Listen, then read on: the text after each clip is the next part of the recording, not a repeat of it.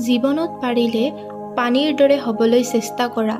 নিজৰ ৰাস্তা নিজে তৈয়াৰ কৰি ল'ব পাৰিবা। পাথৰৰ দৰে নহবা আনক উজতি খুৱাবলৈ। সকলোতকৈ ডাঙৰ গুৰু মন্ত্ৰয়ে হৈছে কেতিয়াও আপুনি আপোনাৰ গোপন ৰহস্য বেলেগৰ আগত প্ৰকাশ নকৰিব, নহলে আপোনাক ধ্বংস কৰি দিব।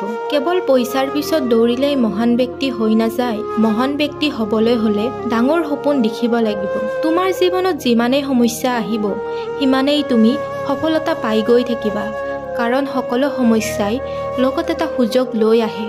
জীৱন যুদ্ধত কেৱল শক্তিশালী ব্যক্তিয়ে জয়লাভ নকৰে, কেতিয়াবা সেইজনেও জয়লাভ কৰে যিজনে ভাবে মই জয় হ'ব পাৰিম। আমাৰ সকলোতকৈ ডাঙৰ দুৰ্বলতাই হৈছে মাজ বাটতে ভাগৰি পৰা। সফল হোৱাৰ সকলোতকৈ সহজ উপায়ে হৈছে আকৌ এবাৰ চেষ্টা কৰা। সফলতা আনন্দ উপভোগ কৰাটো ভাল কথা, তাতকৈ জৰুৰী আপোনাৰ অসফলতাৰ পৰা জ্ঞান লোৱাটো। কোনো ব্যক্তি অসফল নহয় যেতিয়া তেওঁ হাৰি যায়। অসফল তেতিয়া হয় যেতিয়া তেওঁ ভাবি লয় যে মই জিকিব নোৱাৰিম। কোনো ব্যক্তি তেওঁৰ কৰ্মৰ কাৰণে মহান হয়, তেওঁৰ জন্মৰ কাৰণে নহয়। যিকোনো মানুহক বৰ্তমান পৰিস্থিতি দেখি তেওঁৰ ভৱিষ্যতলৈ উপহাস নকৰিবা।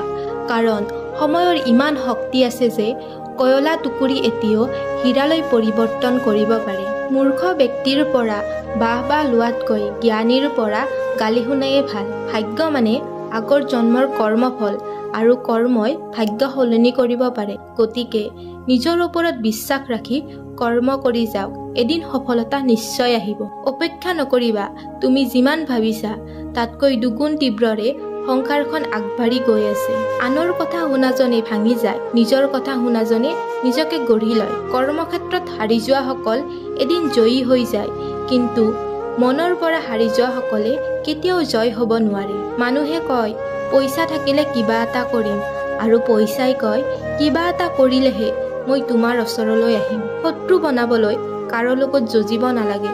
সফল হৈ যোৱা, উপহাৰত পায়ে যাবা। ভৰসা নিজৰ ওপৰত ৰাখিলে শক্তি বাঢ়ে, আৰু আনৰ ওপৰত ৰাখিলে দুৰ্বলতা বাঢ়ে। শক্তিশালী তেওঁ নহয় যিয়ে চিঞৰি নিজৰ খং প্ৰকাশ কৰে, শক্তিশালী সেইজনহে যিয়ে খঙৰ সময়তো নিজক নিয়ন্ত্ৰণ কৰিব পাৰে। জীৱনৰ আচল সত্য, আপুনি সময়ে সময়ে সমস্যাৰ লগত সন্মুখীন হ'বই লাগিব। পৃথিৱীত কেৱল সেইজন মানুহে সুখী যিয়ে বুজি পাইছে আনৰ পৰা একো আশা কৰি লাভ নাই। নিজৰ মান সন্মান ত্যাগ কৰি মানুহৰ লগত সম্পৰ্ক ৰাখি লাভ নাই।